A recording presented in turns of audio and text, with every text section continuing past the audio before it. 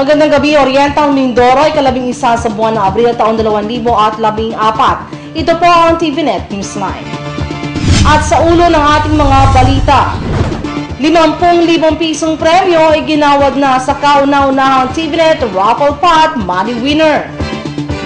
Ilang resort sa lungsod handa na sa inaasahang pagdagsa ng mga bakasyonista. Mga mamamayan sa lungsod kumpiyansang maipapanalo ni Manny Pacquiao ang laban kontra Bradley. At sa detalye ng ating mga balita, kamakailan lamang nang maging bisita ng Newsline City Talk ang ilang mga bagong upong barangay captain sa lungsod kung saan naging puntos ang talakayan ng mga nagawa ng mga ito matapos mahalal. Kaugnay nito, binisita ng Newsline team ang barangay komunal at gaya ng nabanggit ng barangay captain nito na si Kapitan Policarpio Armada na isa sa mga nasabing punong barangay, patuloy niya ang mga proyekto kasalukuyang isinasagawa sa kanilang pamayanan, kabilang na dito ang rehabilitasyon ng patubig. Ito pong second week na ito, ay kinakausap ko lang po yung si Kanik para masunda lahat yung ma-rehab yung mga free-flowing na talagang kinakailangan ng i-rehab. Ayun nga po, at yung pag-uulang nung magsusunda, yun lang po ang hindi pa po nakakarating sa akin. Ayon pa sa opisyal, nakatakda na rin ang pagsasaayos at pagpapakonkreto ng daan sa bahagi ng Sitio Buhuan na naipangako na rin umano ni City Mayor Arnan Panadigan, gayon din ang drainage system sa harap ng paaralang elementarya dito. Sa pangako po sa atin ng ating butihing mayor, ay yun pong aming Sitio Buhuan ay ngayon po ay bago daw po matapos ang April ay magkakaroon po kami ng concreting road na yun po ay nagkakahalaga ng higit po sa 2 milyon. At saka po isa pa, yun pong ipinangakong 3 milyon na yun ay ang 1 million po ay doon ko inilagak at madagsabi doon ko po ilalagay sa ating harap po ng elementary ng Examaco, concrete drainage canal po yon. At para po siguro sa kagandahan na rin ng mukha ng aming barangay at unang-una doon sa mga estudyante na mga pumapasok po doon. Samantala, tuloy-tuloy naman ang konstruksyon ng covered court na barangay na inaasahang makatutulong na malaki sa mga residente, lalo na sa pagtitipon kung kaya naman pasasalamat ang mensahe niya sa mga naging daan ng pagsasakatuparan nito. Ang atin naman pong covered court, ayan po, alam po natin, kita natin na talagang inuumpisahan na at talaga pong kita natin na nakakaroon na ng kayarian. At ako rin po ay nagpapasalamat dun sa mga taong nagbigay at gumawa ng paraan na yan po ay mapalagay. At sa tingin ko naman po, sasabi naman nila na siguro by June ay siguro po ay matatapos. Sa ibang balita, kumpiyansa ang mga Kalapeñong mananalo si pambansang kamao Manny Pacquiao sa laban nito kontra kay Timothy Bradley ngayong darating na ika-13 ng Abril, kung saan live itong mapapanood sa TVNet Channel 10 alas 9 ng umaga na nasabing araw.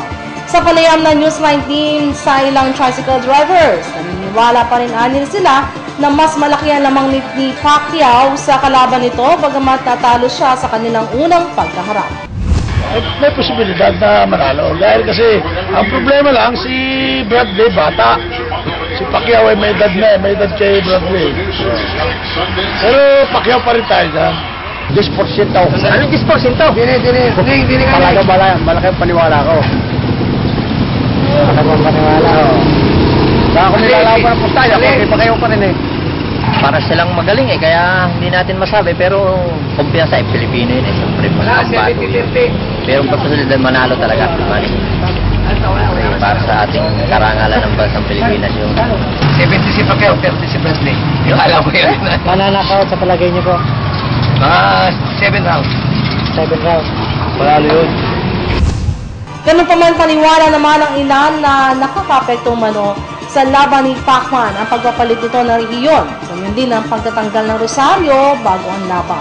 Idagdag pa nila ang pagkakaiba sa edad ng 2 boksingero. Iambay mo kayo rosaryo eh.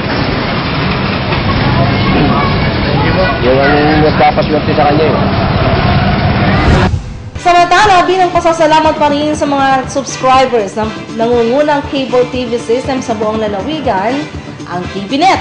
Ipinababatid sa lahat na mapapanood ng live ang naturang laban sa 13 ng Abril, araw po na linggo ng walang anumang additional charges.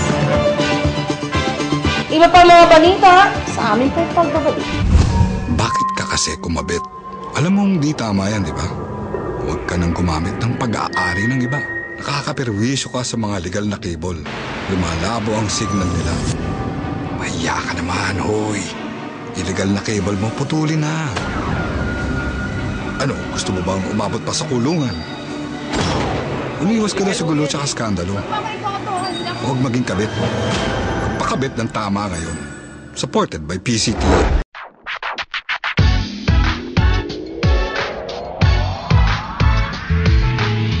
Tell you how easy to pay your taxes correctly.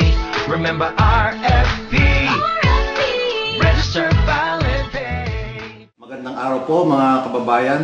Malapit na po ang deadline ng filing ng income tax. Ito po ay sa April 15, 2014. Kami po ay umaapila sa inyo. Huwag na po natin hintayin ang deadline. Kung pwede po, ay maaga tayo mag-file para maiwasan po natin ang pila. Salamat po at mabuhay po kayo. Bayan ay tulungan, tamang buwis ay bayaran. Good news po para sa lahat ng subscribers ng Cable TV at Cable Internet. Naisa batas na po ang Anti-Cable Television and Cable Internet Tapping Act of 2013. At ayon dito, bawal makitabit ng Cable TV at Cable Internet. Ang parusa sa sino mang lumabag sa batas na ito ay pagkakakulong at pagbabayad ng malaking multa. Bayad ka na nga, kulong ka pa.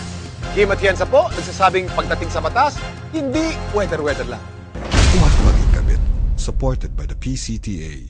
Sa ating pambansang kamao, Manny Pacquiao, good luck sa iyong napakahalagang laban kay Timothy Bradley ngayong April 13. Tulad ng dati, kami, mga kababayan mo sa Calapan City, ay lubos na nagtitiwala sa iyong galing, sa iyong kakayahan.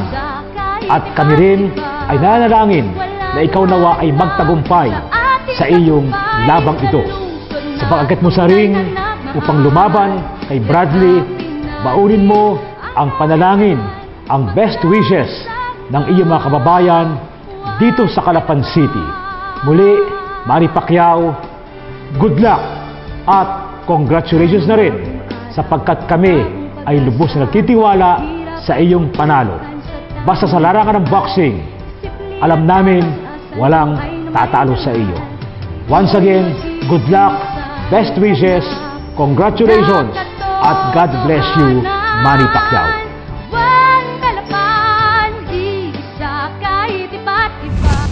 Kaugnay ng paparating na Semana Santa kung saan inaasahan dadagsa sa mga pantalan ng mga paserong papasok at palabas ng probinsya upang magbakasyon, formal lang inilusad ng Port Management Office Calapan ang Oplan Ligtas Biyahe, kalabig-isa ng Abril. Pauna lang isinasagawa ng sa aming programa kung saan pangunahing puntos nito ang masiguro ang ligtas at kumbiyenteng paglalakbay ng mga mamamayan kung saan siniguro ng pamunuan ng pantalan sa lungsod na handa ng mga ito ngayong Lenten season. Samantala, sa kasalukuyan, nananatili pa rin maayos at normal ang daloy ng operasyon na naturang pantalan kung saan bagamat mga ilan-ilan pa lamang ang paserong dumaraan sa Passenger Terminal Building, inaasahan na madarami ang mga ito habang papalapit ang Holy Week at matapos ang nasabing linggo. Samantala, handa ng mga resorts sa kaugnay ng inaasahang pagdagsa ng mga turista higit sa susunod na linggo. Ayon sa mga managers ng ilang resorts na binisita ng Newsline team, nagkaroon sila ng pagsasaayos ng ilang pasilidad sa kanilang resort upang mas maging komportable ang pagtigil dito ng mga bakasyonista. Handa na ang mga kwarto, swimming area, cottages na may iba't iba pang rate. May mga packages rin na ino-offer ang ilan, gayon din ang pagdaragdag ng dami ng mga pagkain inihahanda ng mga ito. May mga nagpabook na nila na maaga bago pa man sumapit ang Holy Week, ngunit hindi pa man nila sila fully book para sa mahal na araw. Samantala, mas marami naman ang mga walk-in clients ng Spring Resort na matatagpuan sa Barangay Canubing 1 at ayon sa manager na to na si Cesar Cunanan, walang pagbabago sa rates ng kanilang entrance at cottages. The same ang charge namin, hindi mo kami nagtataas. The same pa rin. Kumbaga sa ang ano namin, 40 ang 40 lang namin yung mga